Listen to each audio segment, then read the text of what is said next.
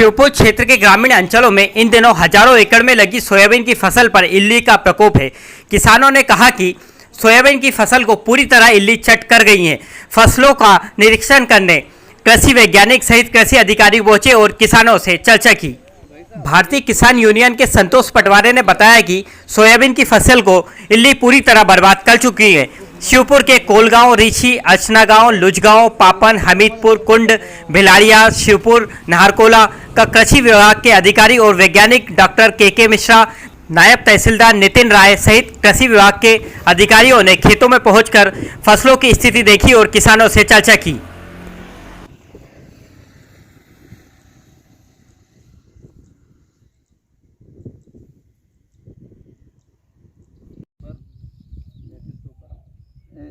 Madam जी मैं लगाता हूँ 10 मिनट में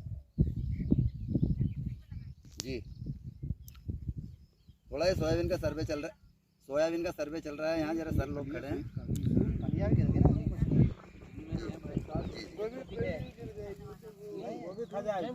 तो चल रही है ना, जब तक पूरी नष्ट नहीं होगी। दाग लग गए नहीं, वो दाना तो गया,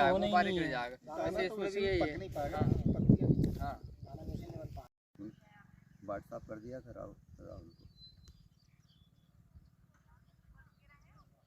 है ना नंबर मेरे पास। आ जाओ। मेरा नाम रामनिवास लोवंशी है। मैं बीमा मैनेजर हूँ इस तहसील का और इस फसल सिवनी मालवा तहसील का। कौन सी कंपनी से? मैं SBI जनरल इंश्योरेंस कंपनी से हूँ और इस फसल का आकलन जो है सैटेलाइट द्वारा ही होगा। तो सैटेलाइट से इसका अनाज कैसे पता लगेगा कि कितना निकला प्रति हेक्टेयर? पटवारी हल्के का औसत उत्पादन कैसे पता लगेगा? सर उसका तो फोटो के बाद एक बार और आएंगे अधिकारी सर हमारे। क्रॉप कटिंग होगी नहीं होगी इसकी? क्रॉप कटिंग का पता नहीं है, अभी तक जानकारी नहीं दी है बीमा कंपनी ने। नहीं होगी वैसे। जितनी बड़ी इल्ली है केवल वही दिख रही है, छोटी इल्ली सब मर गई। ठीक है, और जो बड़ी इल्ली है वो इसलिए नहीं मर रही है कि वो एक भी रत्ती खा नहीं रही है, वो पत्ती पे जरा सा भी नहीं टच कर रही है। वो जमीन के नीचे आप छिड़काव किए नीचे टहल रही है, वो प्यूपा बनेगी। प्यूपा बन के संखी दिखा देते हैं। ये देखिए, ये देखिए। अब इस पे देखिए, इसके ऊपर रहता है जाला, देख रहे हैं? इस पे दवा का कोई असर नहीं। आप 5 छिड़काव कर दो, ये नहीं मरेगी।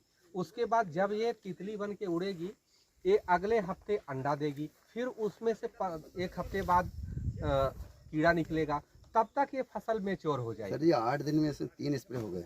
हाँ, तो आप जो स्प्रे किए हैं उससे केवल छोटा वाला मरेगा। First star larvae, second star. ये काली तो मरी नहीं, जो बड़ी है वो नहीं मरेगी। तंबाकू वाली नहीं मरी। अभी आज भारतीय किसान यूनियन के पदाधिकारी जो है और किसानों के बीच आए हैं। ये फसल पूरी तरह से इल्लियों ने चौपट कर दी और ये कुछ फलियां जो बारीक छोटा बारीक दाना आया था, ये फलियां भी सब जो है इल्लियों ने नुकसान कर दी। किसानों को भारी नुकसान हुआ है और ये नुकसान की भरपाई के लिए भारतीय किसान यूनियन अब जो है कहीं ना कहीं धरना आंदोलन प्रदर्शन की राह पे चलना पड़ेगा, ताकि किसानों को राहत राशि मिल जाए और फसल में जो पूरी लागत लग चुकी है वो लागत तो कम से कम किसानों को मिल जाए।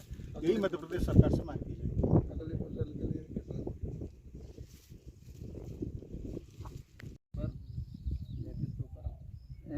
मैडम जी मैं लगाता हूँ 10 मिनट में जी। थोड़ा ये सोयाबीन का सर्वे चल रहा है यहाँ जरा सर लोग खड़े हैं।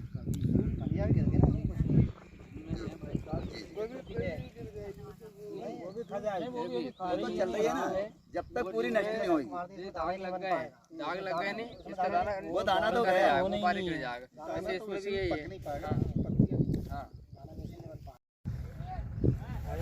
मैं राजेश जाट, भारतीय किसान यूनियन जिला नर्मदापुरम। आज हम ग्राम रीछी और कोलगांव के खेतों में इल्लियों का नुकसान देखने आए हैं। आज हमारे साथ रीछी के, कोलगांव के किसान साथ में हैं। यहाँ पर इल्लियों ने पूरे खेत खा गई है, किसानों का कुछ भी नहीं बचा है, सब फसल चौपट कर दी गई है और किसान बहुत पीड़ा में है। पूरी लागत लगाने के बाद आज ये नौबत आई है कि महंगी से महंगी दवा किसान डाल रहा है, इसके बाद भी ये इल्लियाँ नहीं मर रही है और पूरी फसल चौपट कर दी गई है। मनीष गुर्जर, ग्राम ऋषि से। आज पिछले 20 दिनों से हमारे यहाँ पे आसपास के 4-5 गांवों में तंबाकू इल्ली का प्रकोप दिनों दिन बढ़ता जा रहा है। किसान की फसल आज से 20-25 दिन पहले बहुत बढ़िया थी, बहुत उत्साह था उसे कि मेरी फसल आज 8 से 10 कुंटल पर एकड़ निकलेगी, लेकिन कुछ समय जो बारिश नहीं हो पाई उससे उसकी फसल पिट गई और उसके बाद में तंबाकू इल्ल ने उसे पूर्ण तरह बर्बाद कर दिया। आज किसान की हालत यह है कि उसकी सोयाबीन में 1 बोरा 2 बोरा की एकड़ की पैदा होने की क्षमता नहीं रह गई और उसने महंगी से महंगी दवाई डाल दी है और उसकी लागत पूरी लग चुकी है और अभी तक किसी भी प्रकार का कोई सर्वे नहीं किसी कृषि विभाग द्वारा हुआ है, नहीं शासन प्रशासन के द्वारा कोई हलचल हो रही है गाँव की ओर। वो अपने चुनावी सरगर्मी में ही लगे हुए हैं। वो किसान सभी लोग हैं, है ना? हाँ, इधर से थोड़ा बहुत खींचे आ रहा है, आ जाओ आप, है ना? ये शुरू में खा गई थी इनको। अपने यहाँ से 38 पे है। भाई साहब कई पौधे हैं जिनको ऐसा बांझ कर दिया है।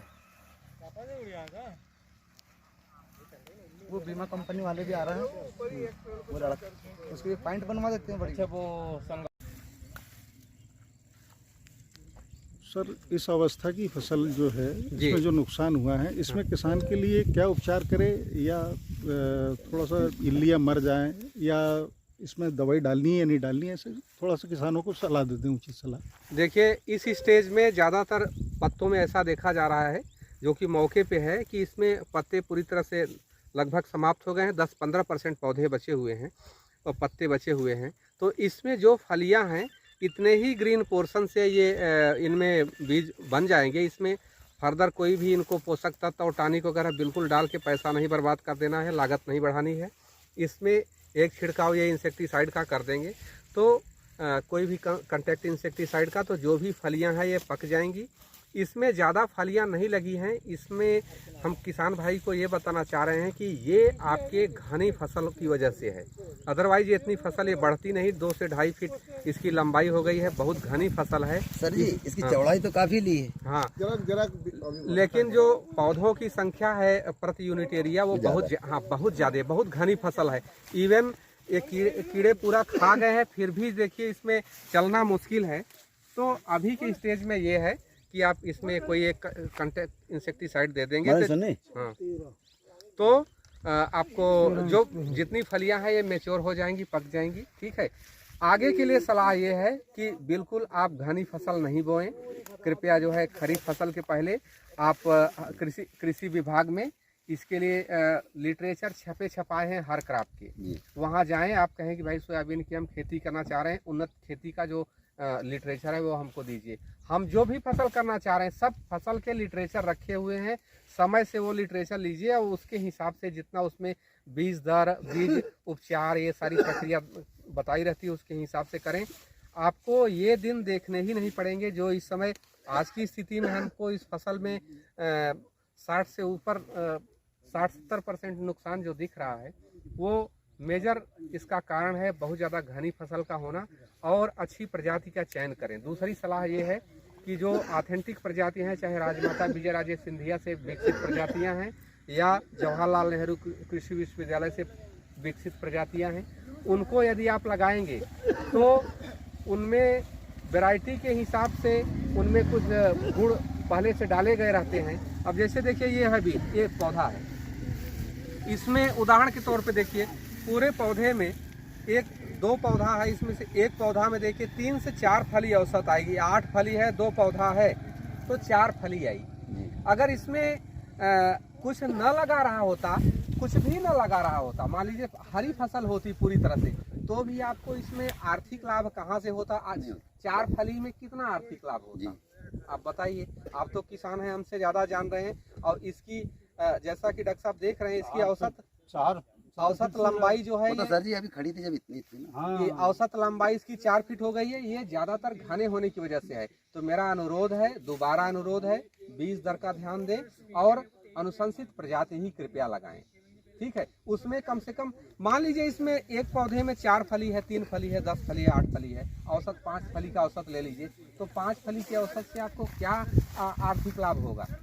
अभी जो और खेत हम लोग देखे उनमें 60 फलियाँ थी, 40 फलियाँ थी, मान लीजिए 4-10 फलियाँ उसमें प्रभावित हो गई तो भी 50-40 फली तो 30 फली तो पकेगी, तो कुछ तो उपज आएगी। तो विषम परिस्थिति के हिसाब से वो आप प्रजातियों का चयन करें जिनमें इन सब गुण पहले से हैं कि अधिक फली लगे और ज़्यादा ऊंची न हो।